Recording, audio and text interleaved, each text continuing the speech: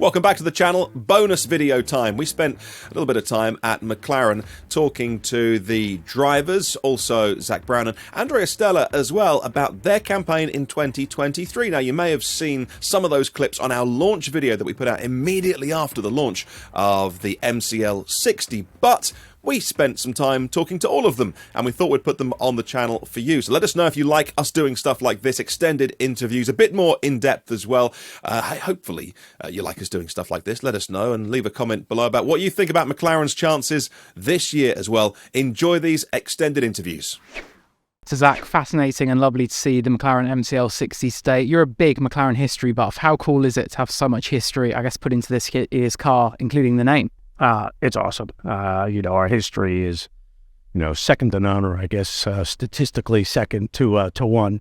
And we've got such great history to be able to share that with the fans, rename the car.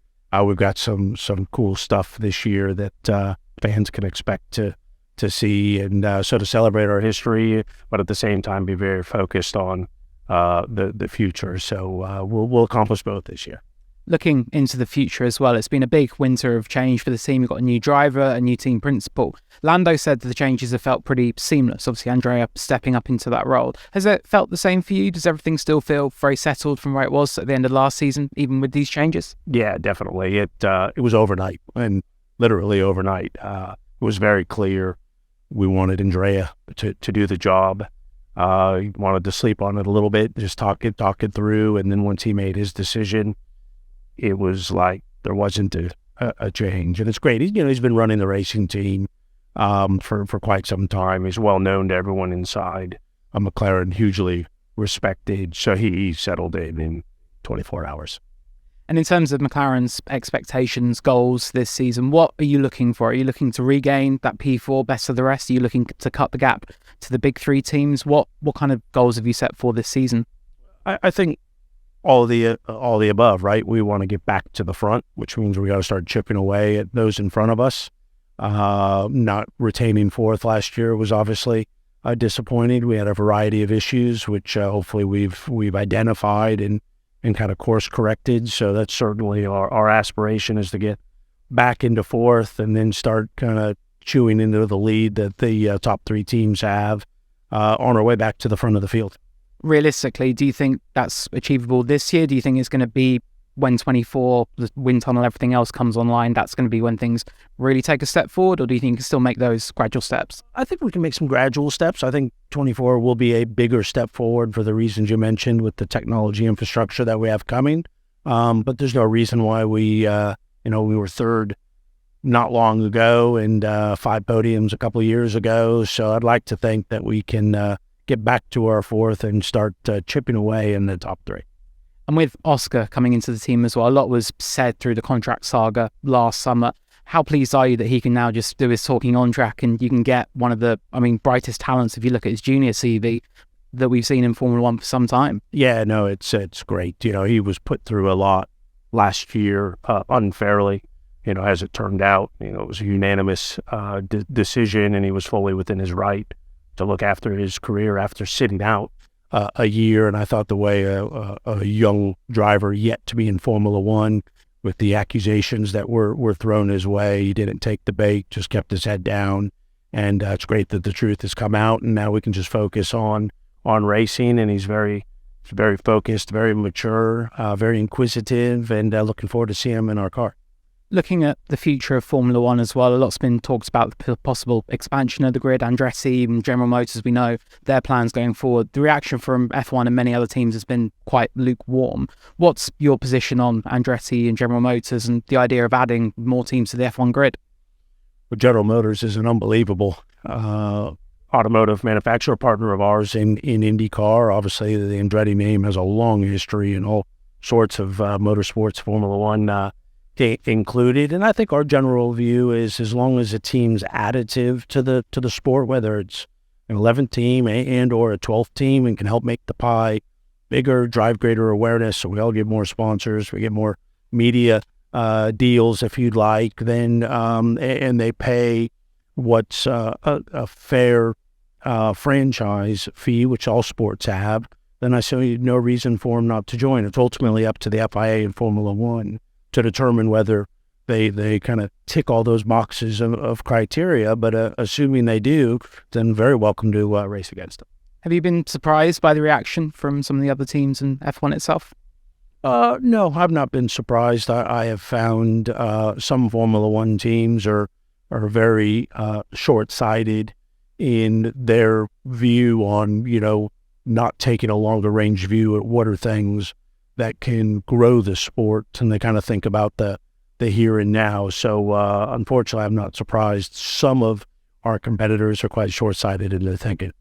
And bringing things back to McLaren finally, Lando, his stock has just risen and risen and risen. You called him a veteran. He's only 23, but he's going into his 5th season. How much further can he go? Like, how much more of a step do you think he could take this year as he hopefully takes you back towards the front? He continues to impress us. He's getting better and better. And as you said, he's only 23. I'm looking forward to seeing Oscar, race with him. I think Oscar giving him a good push will always help, kind of take you to the next level. So hopefully they're very competitive with each other. And, he's certainly capable of winning races as he's demonstrated in the past. Unfortunately, we didn't execute in the one opportunity that we had, but he'll have plenty more opportunities to win, and looking forward to winning races with him. Brilliant. Thank you, Zach. Good luck this year. Oscar, we've now seen the Formula One car you will be making your long-awaited debut in. What do you think of it, and what are your sort of general impressions going into the season? Yeah, it looks great. Obviously an evolution of last year's car, and pretty special to call it my first F1 car. So it's been a great day here launching the car, and now I can't wait to get out on track. What's your off-season program looks like? I know you've been doing some private running. Has that sort of helped you, I guess, stay match fit for racing when you finally do get in the car? And have you split your time between the UK and Australia? So after last season, I spent a good few weeks in Australia. It's sort of the annual trip home for me. So nice to see all my family and friends again. Now it's great that I get to go back to Melbourne for the race, or strictly on business this time. So it's a bit of a different feeling, but a good one nonetheless. Since I've come back, I've done a lot of work in the sim, touring the factory, meeting everyone here, getting up to speed with my engineers, and trying to learn as much as I can and get as much knowledge in there before the first race. So it's been a very strong off-season, I think, and I'm feeling good. I think the testing we've been doing has been helpful, just to get my neck up to speed, if anything else. So, I'm pretty confident heading into the year. Now, over the last summer with the contract saga, obviously there was a lot that was said on both sides and a lot that went on with it. How glad are you that you can now do your talking on track and just put that to one side and finally get down to business and be a Formula One driver? Yeah, I'm really looking forward to just getting out there on track, and I'm glad that everything that happened last year is behind us now. Just really happy to be with McLaren and to be finally making my F1 debut. And looking at all the history of the team as well, that was part of the sort of introductions and everything. What does it mean to you to be the next sort of chapter in that history? It's a very special feeling. Obviously, it's our 60th anniversary this year. Looking back at the history, at the launch there was pretty special. You've got names like Senna, Prost, Bruce himself.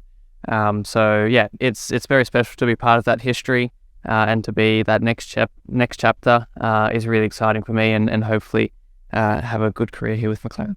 Now, for your rookie season, what kind of targets can you really set? Have you got, a points total or a championship position, or how hard is it to actually set those expectations before getting in the car? Yeah, I think until you get in the car, it's really difficult to set expectations. Obviously, it depends where we are as a team. But for me personally, I think it'll be a good year if I come out of it, probably making some mistakes. I think it's going to be inevitable, but making sure I learn from those mistakes and really set the foundations for hopefully what's a longer career. So I think in terms of actual results, like we said, it's difficult, but trying to learn as much as I can, set the foundations, whatever results come after that is a bonus. And finally, the Australian Grand Prix, obviously for you as a Melbourne boy. I remember it was your 21st birthday, I think, last year. We had the little party that they did, which was quite good fun. And we were kind of all thinking, when is he finally going to get the chance to actually race here and be at home? For you, in your hometown, how special will that be? Yeah, it'll be an awesome weekend. It'll be a crazy weekend. There'll be a lot of fans there, but that's all well and good. So, for me, it's the first race I'll have in Australia outside of karting. So it's been a long time coming, and for me, it really is a home race. I grew up, 10, 15 minutes down the road. So, yeah, I'm looking forward to it. It'll be chaotic, but I can't wait to go home for my first home race. Amazing. Thank you, Oscar.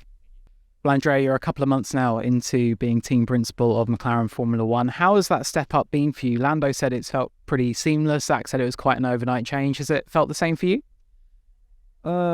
So definitely I would say I'm busier than I was before.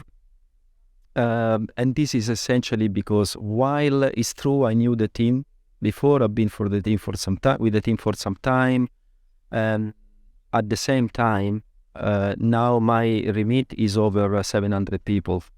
So in addition to racing, you also have to somehow make sure that your team perform at the best in the technical area, likewise manufacturing, likewise all the supporting functions. So the level of knowledge you need to gain to be accurate, to be effective in your action is quite wide. So this is what is keeping me busy over these couple of months. So far, I would say has been very encouraging. The team has been incredibly supportive. I think there's a good energy, so we need to capitalize this into now a daily plan. The McLaren MCL60 itself, last year, both Lando and Daniel commented it was quite tricky to get it into its sweet spot. Lando said it was quite unsuited to his driving style. How have you worked with your team to try and solve those issues for this year? I think while we talk about driving characteristics that you are alluding to, at the same time, I think the main limitation, they were more fundamental in terms of aerodynamic efficiency overall. Like all cars, even the best car, I'm sure will have some issues when it comes to achieving a perfect balance. So what was the focus? It wasn't only on balance, it was more on adding downforce without adding drag or without adding too much drag, so that your overall aerodynamic efficiency grows. Aerodynamic efficiency, if you want, is another name of Formula One. So, of course, looking at Oscar coming into the team as well, we saw how well Lando did when he was a rookie in at McLaren. Oscar's junior CV really does speak for itself. How confident are you he can be on it from day one and push Lando and together really take the team forward? In a way, there's a lot we learned through the collaboration with Lando that we want to consolidate and exploit as an opportunity for the journey we are starting with Oscar. At the same time, Oscar came very equipped. We are very impressed with his attitude, with his, he seems very demanding. He seems up to the point where he seems almost a little unhappy, which is a very good characteristic I've seen in some of the most successful drivers I worked with in the past. It needs to be intended in racing sense. This is a sense of I'm never happy. I'm happy just when we cross the line and I'm first. Otherwise, not happy. This is a nice characteristic to have, even in relation to pushing the team forward. We have already, experienced that, obviously in a constructive and enjoyable way. So I think what we need to do, rather than focus on result, is focus on developing and consolidating process together with Oscar, and let the results come to us as a consequence. Looking at that sort of approach, is it therefore possible to really set any firm goals for this season in terms of constructor's position or number of podiums or anything like that? Do you have in your mind where you want the team to be come the end of the season? I think if I need to commit, I would say we would like to be, over the course of the season, a top 4 team. That's realistically, I think that's where we should belong. If you think that the investments on the new facilities, they haven't actually landed yet. They will come to fruition mid-2023. So most of the influence will be on the 2024. And also something that we have to remember, that renting a wind tunnel means that we spend a lot in renting, and this money we spend in renting, we can't spend it on the workforce.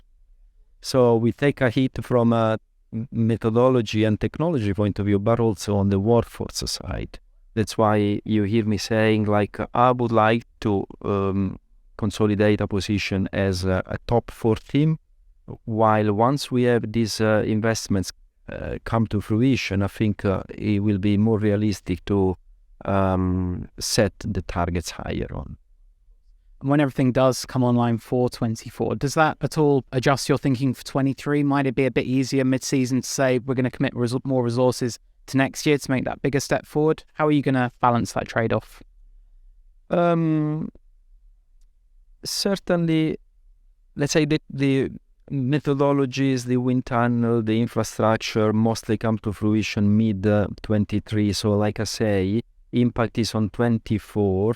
When it comes mid-23, I don't think there will be much going on in terms of development on this year's car. So I don't think you need to change very much what is the natural plan of development that would happen anyhow, independently of this aspect associated with the new facilities. And finally, Formula One's political battles. It's known as the Piranha Club. You're now a team principal stepping into that. How are you and Zak sort of dealing with the political fights that are going to be inevitable in Formula One this year? Has he given you a sort of up to speed on how to deal with the other team principals? Indeed, it keeps me up to speed. We have a very good internal dialogue. Collaboration with Zak at the moment is absolutely brilliant, very happy. And then I'll, when it's a very, very high level matter, I say, Zak, do you want to deal with that? It's good luck this season, Andrea. Thank you. Lando, we've seen the McLaren MCL60 launch today. What are your thoughts on the car, and what are you looking from the car this year? I remember last year you said the car was quite unsuited to your driving style. Is that something you've been working with the team to try and rectify?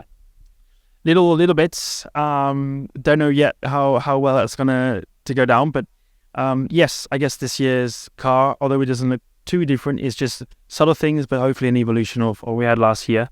Of course, some technical changes which we had to get on top of, but the team have worked very hard, not just to try and make a quicker car, but at the same time trying to take on board our comments from the last few years, just because I guess we made some slower progress last year, and we're trying to combat that and try and make that next step. And yes, hopefully this is a year where we can still be there or thereabouts on performance, but have a car which is even more well-rounded, have less issues. We had some good ups last season, but we also had too many downs, and it's trying to limit them a bit more before we can take those big steps forward. And that's what this year's car is hopefully going to achieve. Hearing you be called a veteran driver at 23 is quite funny, quite odd, but it's your 5th season now in F1. Your stock's been rising with every single year. With Oscar coming in as a rookie, are you feeling a bit more responsibility to be the team leader, and is that a role that you're going to embrace this year? Absolutely. I think it's part of being a driver who's been in it for a bit longer, is having that responsibility, using my experience to help push the team. Of course, everyone refers to it as a number 1, number 2, or leader and a non-leader and stuff like that, but I don't think it's the case. It's just a bit more responsibility, and in my comments and regarding how we've worked previously over the years, I can just use that experience a little bit more. Obviously, Oscar is going to be able to bring a different side of things. He's worked with a different team. That's something that I've never done. So he can bring a fresh perspective on things, and hopefully we can put both of these sides together, and we can get something new out of it and something fresh. So I look forward to it. Another teammate. So far we got along really well, and I'm excited to see how we get on in the future. There's been a lot of change at McLaren over the winter. We've had Andrea Stella, Daniel Ricciardo as well leaving, but we've seen Andrea step up into that team principal role and Oscar come in as well. What are the vibes like in the team right now? Is it quite a good atmosphere still? Is this change over the off season, is it going to take time to settle down, or does it feel quite seamless? I would say seamless from my perspective, and I think even from everyone that's working here. I guess it's quite a senior role. It's a big role to have changed. I'm probably a little bit by surprise for everyone. But at the same time, there's no one that I know better to have fulfilled that role than Andrea. He's a guy who's been in Formula 1 for many years, a very down-to-earth, hard-working guy. And I think already given everyone a fresh new perspective, a clean sheet on how we go about racing, how we can improve as a team, both from a car side of things, but also off the track, having the mentality we need to fight against Mercedes, Ferrari, Red Bull. And when we have a car that can fight there, how we can perform as a team. And I think everyone's got a better mentality. And like you said, the vibe is, I think, better than ever. Everyone's still as motivated as ever. It's just these extra things which we're trying to work on, but it just takes time. That's the life of Formula One. It just takes time, and you got to be patient. But we have a good plan in place. Everyone's working extremely hard. Everyone's got good roles to play, and hopefully that all comes together this season. You mentioned being patient. What would constitute a successful season for McLaren? Is it about cutting the gap to the top three? Is it about fighting for more podiums? Is it about regaining P4? Have you set a precise target of where you want the team to be? I think, if we're honest, a good start is to try and maintain a P4, get back into P4. I think everyone over the last few years has got a bit closer, a bit more consistent with AlphaTauri, Aston Martin, Alpine. They were on a lot more on our heels, and even Alpine managed to get ahead of us. So trying to get that back, trying to be that team that is leading the way in the midfield and leading the way to get those top three teams. And for us, that's our initial plan. We want to win and we want to get there, but that's very optimistic. So we're taking it a step at a time. And like I said, we have a good plan of how we want to achieve it. But success this season is starting however we start, but making good progress, giving ourselves a very good baseline to really take those bigger steps at the end of the season and into next year when we have the new wind tunnel, when we have the simulator. And 24 will be that first initial step, and hopefully 25 can be that big one that we want. So still time, it's hard to be so patient, but it's the way it is, and I still have confidence in the team that we can achieve that. And finally, we've got Drive to Survive Season 5 coming out, I believe, when we're all in Bahrain for testing. I know, obviously, we've not seen anything yet, but what can fans expect from you in this season? What have they got you up to over the course of the past year? Many things. I think there's still a lot of behind the scenes, a lot of that personal driver talking directly to the camera, voicing their opinions, good and bad. But I think you just get to see every driver for themselves, what they're talking about. And I think more drivers, I think like Max and stuff, is involved this year too. So something new, something fresh again. I'm sure a lot of good storylines and things to go off. I'm sure everyone's going to enjoy it. We obviously have a lot of time during March to binge watch it all and get through it. So I look forward to it.